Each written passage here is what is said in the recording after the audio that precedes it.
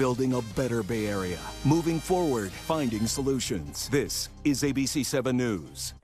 Hi there, I'm Kristen Z. You're watching Getting Answers live on ABC 7, Hulu Live, and wherever you stream. We're asking experts your questions every day at 3 to get answers for you in real time. Today we have Dr. Bob Wachter to discuss the White House's move to overhaul the nation's COVID strategy as we move out of pandemic mode.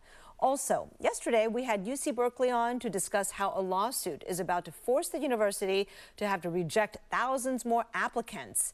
Well, today, the Berkeley neighborhood group that brought the suit will be joining us. But first, the crisis in Ukraine as Russia goes full tilt with its assault. Russian forces have today taken control of Chernobyl, the site of the worst nuclear disaster the world has ever seen. Joining us now to discuss the latest developments and the reaction from the U.S. and NATO, Director of Stanford Center on Democracy, Dr. Kathryn Stoner. She's also the author of Russia Resurrected, Its Power and Purpose in a New Global Order. Dr. Stoner, thanks for joining us. Thanks for having me. Let's start with this. How well or not well is Ukraine defending itself in its key cities so far? Well, I think it's doing the best it can with what it has. Its military compared to the Russian military is minuscule. It has called up its reserves. It has a reasonable sized reservist army, but all of the Ukrainian military forces put together come up to maybe 300,000 troops.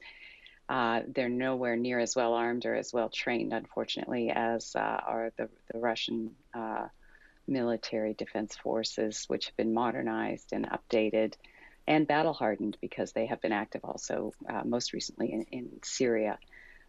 So given what they have, they're doing pretty well. What targets are being hit? So my understanding is that initially they're primarily military targets, not civilian targets as much. Right now, however, the Russian military also appears to be targeting infrastructure and taking over a power plant. So that would, give a lot of leverage, obviously, to the Russian occupiers. And we're just waiting to see whether, downtown Kyiv or any of the other cities that have been targeted will be hit. You mentioned Kyiv, so let's go ahead and pull up a live picture of the capital city for you. There certainly have been bombings in Kyiv, and people have been trying to get out, but certainly not everybody. I want to ask you if you think Putin's strategy here is to take the city and ultimately the government. What do you think is happening here? Yeah, I think so. I think that the goal, and he more or less painted it out for us in that speech that he gave on Monday, which sort of ranted against the corrupt elites that have brainwashed people in Ukraine, and that they are, controlled by the West. And he more or less threatened President Zelensky and his government. So I think that will be the goal, and I think U.S. intelligence also has told us.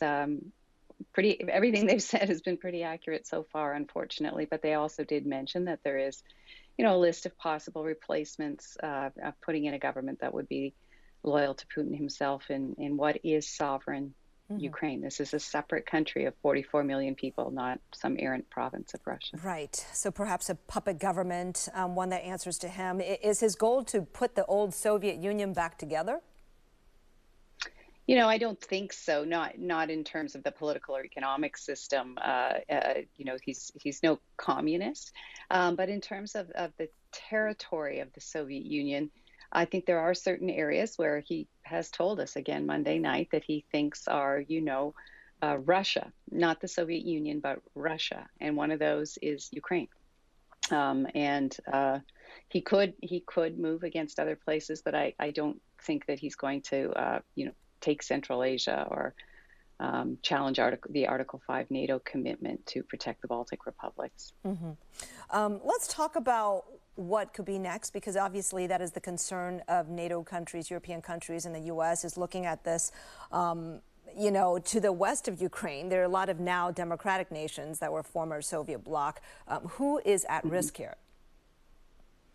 Well, so, former Soviet bloc, you mean former Warsaw Pact countries. So that would, Poland, Romania. But I don't think it's very realistic that the Russian army again will go into Poland or Romania, because they are members of NATO. Remember, Ukraine is not a member of NATO, and so we don't have any kind of Article 5 commitment to defend Ukraine. It wants to be. Yes, it has wanted to be for almost 10 years now, but there was no even membership action plan, and that it usually takes 8 to 10 years from just even having such a plan to joining. So it's not a member of NATO, and that's why we're not putting boots on the ground there. We don't have missiles, despite what Mr. Putin says. They're not in Ukraine. It was a peaceful country that has been independent for 30 years.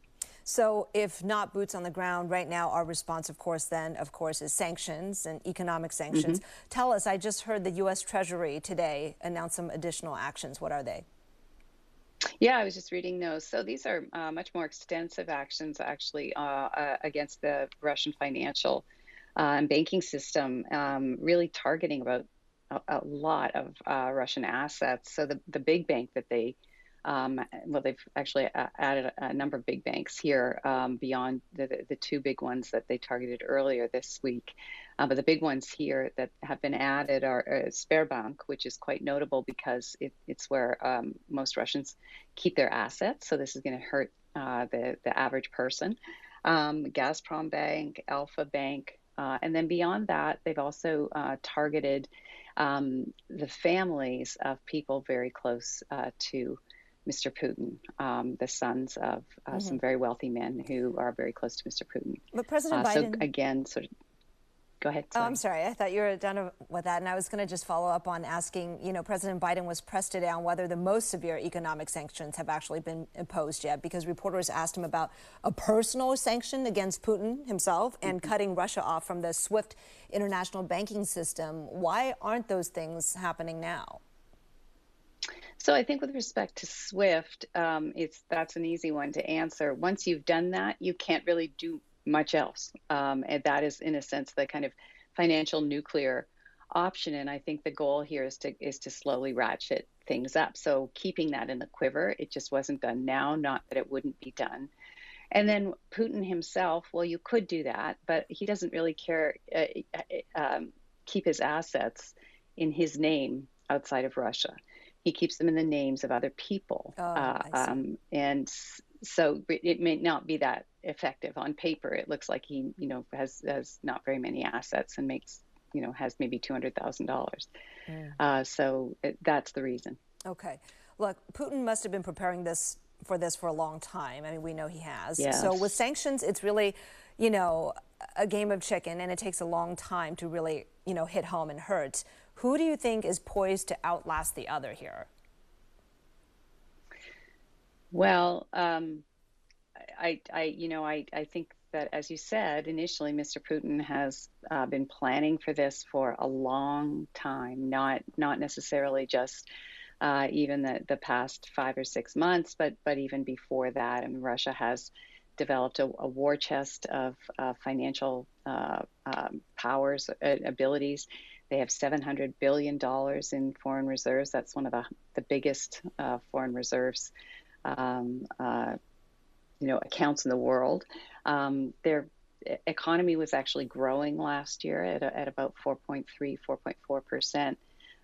So, they have retrained, reformed their army, and they're extremely determined here. So, and they care a lot about Ukraine, and I just worry that we don't as much, of course. So I guess my question then is, how does this work out for Ukraine in that they don't seem to have a lot of time the way Russian troops are moving in, and Putin does seem to have time because of the way he's prepared himself? Well, I'm afraid it may not work out very well for Ukraine at all. The goal here is to absorb it. Mr. Putin has said they won't occupy it, but of course, he's said a lot of things that have turned out not to be true in the last week or so. So I'm afraid that what may well happen here is that Ukraine loses its sovereignty, and we will have a guerrilla war that will go on there because the Ukrainian people do not want this to happen, and they will fight it. They have said they will fight it. And, I know from friends and colleagues that I have there, they are signing up for the reserves. They are, getting equipment, and they will fight it. Dr. Kathryn Stoner, Director of Stanford Center on Democracy, thank you so much for joining us today with your insight. Thank you for having me.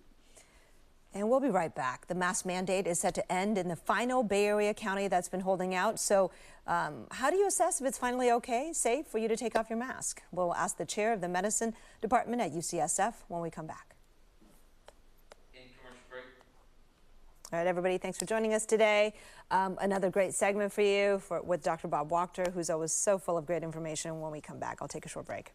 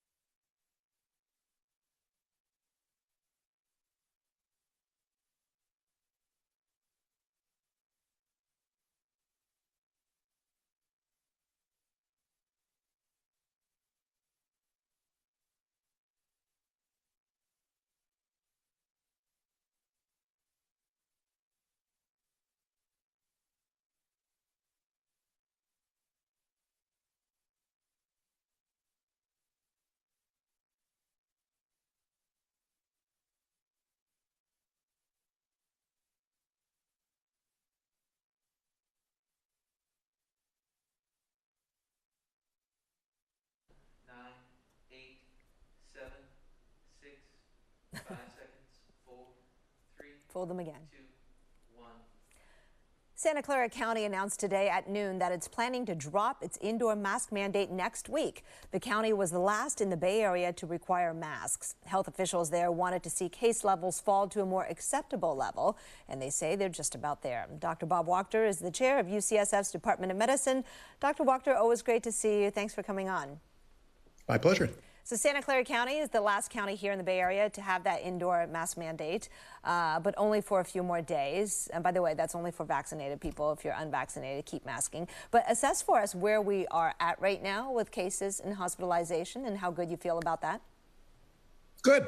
Pretty good shape. I mean, we're coming down very rapidly in cases, hospitalizations, test positivity rates, wastewater, every way you look at it.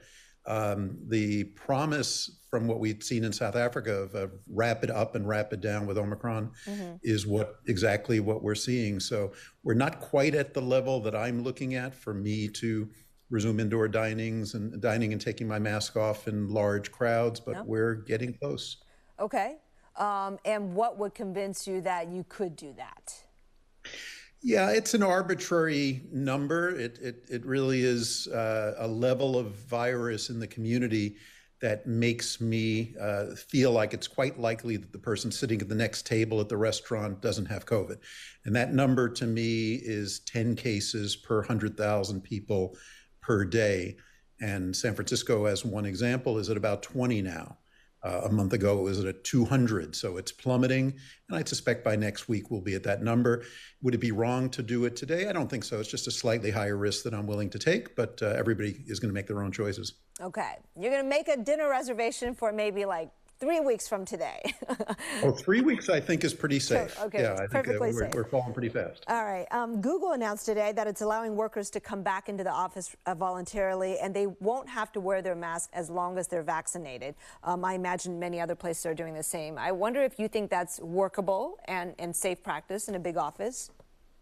Yeah, I think so. I'm hoping that they and others have thought about their office space and have thought about better ventilation to be on the safe side. I'd say if everybody has had their 3 shots, and very key, if the rate of COVID in the community has fallen to a very, very low level, then you're talking about a very, very small chance that any individual person has COVID, a very small chance that they will therefore be able to transmit it. And if everybody is fully vaccinated with 3 shots, an incredibly small chance that they'll get very sick and die if they get it. So all those probabilities multiplied together, to me, make it safe as long as the case rates are very, very low. All right. So President Biden will speak more about the nation's new path in his State of the Union on Tuesday. His team and the CDC are working on the details right now. Perhaps you're a part of that as well, if you are, just tell us. What do you expect they'll come up with? I think it'd probably mirror what we've heard from California. I mean, the California plan, I thought, was a very thoughtful way of thinking about the next stage. And the next stage is one in which there still is COVID around. I think it's going to be around probably forever. Everyone's had an opportunity to be vaccinated, and most people have. And so we're really looking at a long game here. You know, what are the things we need to do to keep ourselves safe as we move to this different stage of the pandemic, recognizing that it is much safer and we can begin doing some things that we've given up for the last couple of years, but also recognizing that absolutely no one can guarantee to you that that will be the way things are forevermore. It's possible that we will see surges in the future, and we have to have ways of monitoring for that and be willing to re-up some of our restrictions if that happens again, although we're all going to hope that it doesn't. Yeah, definitely hope for that. We're hearing experts are gaming out various scenarios, paths that the virus could take to ensure that the government is prepared, like you were talking about, no matter what happens. But to you, what are the potential paths from best case to worst case scenario with this virus? The best case is we don't see another nasty variant, or certainly nothing nastier than Omicron, that the immunity that people have from their vaccines continues to hold up. And if it wanes, then we approve a 4th shot. That the people who got their immunity not from vaccination, and I will reiterate that they've made a bad choice, but if they didn't get their immunity from vaccination, but they got Omicron, that immunity holds up, in which case I think we'll see a low level of virus, but one that provides a pretty low level of threat to the community, really not that different than a flu year. That's the best case. And the worst case is either a new variant comes and is nastier than Omicron, or the immunity that people got from their infection, if they have not been vaccinated, doesn't last very long, in which case they will become vulnerable again, and we have the makings of another surge. So all those things are possible, all those scenarios. All right. They are. Okay, come Monday, Dr. Mark Ghaly is expected to announce what will happen to the school mask mandate, which is still in place. What do you think is most likely at this point? I don't have any inside information on that. I was asked to look at the report that came out last week, but I haven't seen anything around the schools. I don't know. I think it's becoming an increasingly challenging position politically to keep the mask mandate going in the schools. And I think at some level it's a challenging position to say that for the grown-ups it's okay to go into a bar and be shoulder to shoulder, or okay to go to work without your mask, but for the kids, you have to keep your mask on. I think that's a tricky position to defend because, of course, the kids are at relatively low risk and probably lower risk of getting sick. And the downsides of masks, which I don't think are super high, but are real, are more than they are for an adult. So lower risk and maybe higher cost of masking in the kids. So I think it's hard to defend a position of full-on masking, when the case rates are incredibly low. And they really are getting to the point that they're so low, I think it's going to be hard for them to defend continued mask mandates in the schools. Yeah, that is true. Although as a parent, I will say I'm often hypocritical and inconsistent with my child. Of I'm course. not doing, oh, sure, I'm not doing that. I'm just telling you not to do it. I Anyway. think we all are. And I think it's important to say, even if there's no mandate, it doesn't mean you can't make a choice to have your kid wear a mask. And even if there's no mandate, it doesn't mean you can't make a choice for you to wear a mask. I think now it just becomes a personal issue. All right. Hey, any reason to be concerned right now about the subvariant BA2? Not really. A little bit more infectious than the original Omicron, but not so much that it's a game changer. I think the biggest reason to be concerned about is it demonstrates when we say Omicron's as bad as it can get or as infectious as it gets. Well, actually not, because this thing is a little bit more infectious than the original version, but not so much so that it really changes the game. All right, Dr. Bob Wachter, always great talking to you. Thank you so much. My pleasure. All right, coming up next, we'll talk with the Berkeley man who is leading the call for UC to actually build less, led to that lawsuit, which led to a freezing of enrollment. We'll have that when we come back. Any commercial break? All right, we'll take a short break and be right back.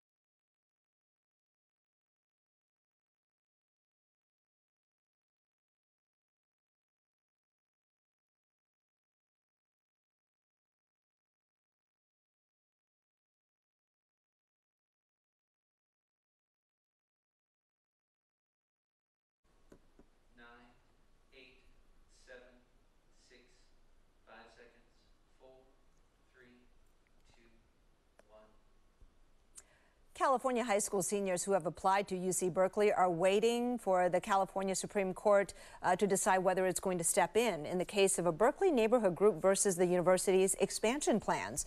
That intervention, if it comes, could be the difference between thousands of qualified students being accepted or rejected for lack of space. Now, as things stand now, a lower court ruling means Cal may have to cut its new enrollment by 1/3.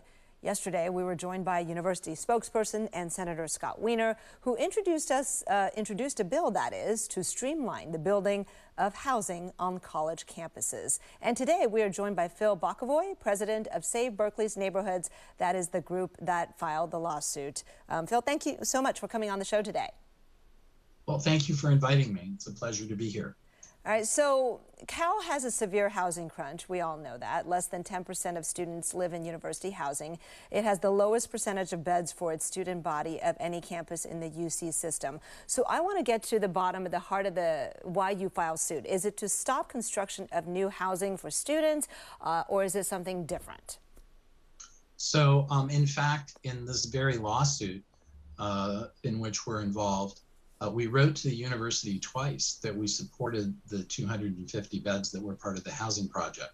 In addition, all of the neighborhood groups in Berkeley supported the construction of Blackwell Hall, which was constructed between 2017 and 2018 and has 700 beds. So the focus of our suit has been on ameliorating the impacts of a really massive enrollment increase. In 2005, the university said they were going to add 1,650 students to the campus and build 2,500 beds of housing. At the time we filed our lawsuit in 2019, the university had added almost 11,000 students and had only built 1,600 beds. So there was a shortage of more than 9,500 beds at the time we filed our lawsuit. Okay, so you're concerned about new enrollment then. What do you fear will happen to the city of Berkeley? Like, where would the impact be that's negative for the residents should that happen? Well, that's a great question. So the university has an urban displacement project that has actually studied all of the census tracts around the UC Berkeley campus. And when we looked at those numbers, we found that between 2015 and 2018, 11% of low-income households had been displaced by students around the campus. And what we're afraid of happening is what happened in Santa Barbara last fall, where thousands of students were living in their cars, couch surfing. The university rented hundreds and hundreds of hotel rooms in order to house their students. And the housing market in Berkeley is really, really tight. I mean, there's really no additional housing here. And so by adding all of these students, the university could create a tremendous housing crunch. But correct me if I'm wrong, but hasn't your group also opposed other university housing projects in the past? We haven't. We have not opposed a single university housing project. Okay, so you're okay with more housing, because I was going to say, right, Senator Weiner's bill basically was streamlining the process and, call university housing environmentally friendly, so therefore make it a little simpler. I wonder if you overall support that and agree with his argument that, look, if students can live right on campus and not have to drive or even take transit, or if employees who work for the university can just walk to campus, that is environmentally sound and should be approved. What do you think? Well, we have identified several sites that the university owns, and we've submitted comments in legal documents and in public hearings supporting housing on those sites. It's interesting that Senator Weiner's bill wouldn't apply to the two housing projects that the university has decided to do. The one project, the Anchor House, as you may recall, the university bought a rent-controlled building and evicted the tenants. And Senator Weiner's bill says that that kind of process would still be covered by CEQA. And then at People's Park, there are, at least 100 people, homeless people living in tents, and they would be displaced by the housing project there, absent some kind of mitigation. So I'm not sure that Senator Weiner's bill would really do much, because the Phil, I think we'll have to take the rest of this conversation over on Facebook Live, because we do have to take a short break. Be right back. Okay. All right, Phil, thank you so much for finishing the conversation with us here on our streaming platform here, because we got to pay some bills, so I had to do the commercial break. But I do. Understood. Okay, all right, great. Thank you very much. But I also wonder, though, if, as you said, some more housing is good. I wonder if, because, people say, oh, students are competing for housing with residents. We all know Berkeley's so built out, but if there can be more university housing, then maybe the students wouldn't be competing for, rental space with, I guess, everybody else, right? And maybe driving up rent. Well, and also displacing people who've, there are many, we hear many stories of people who've lived in Berkeley for a long time, and landlords don't want to rent to non-students anymore because of rent control. So students move out every year or two so the landlord can raise the rent. But if a long-term resident moves into a rent-controlled unit, the landlord doesn't get the same rent increases. So the incentives have been to transform buildings that were full of long-term tenants are now almost completely full of students. All right, but I want to ask you, though, as part of that ruling, the judge ordered the university to freeze enrollment at 2020 levels. As you know, that's an anomaly year, right? The pandemic year, in which they actually had 3,000 fewer students than in normal years. No, they actually, according to their own data, they only had 858 fewer students in 2020 than 2019. When the judge issued his tentative order, he actually wanted them to cap the enrollment in 2021. The university objected and proposed that the 2022 be the operative year, and we agreed to that. We also told the Supreme Court that we would be amenable if they think that there's need for relief here, that we would be okay with the 2019 levels. Okay. Phil Bokovoy, obviously a very complicated issue. I really appreciate you coming on to discuss your perspective. All right. Thank you so much. All right. Well, thank you for having me. I really appreciate it. Thank you. You bet. 5 seconds. 4, 3, 2, 1. Thank you so much for joining us on this interactive show, Getting Answers. We'll be here every weekday at 3 on air and on live stream answering your questions. World News Tonight is coming up next. Have a great day.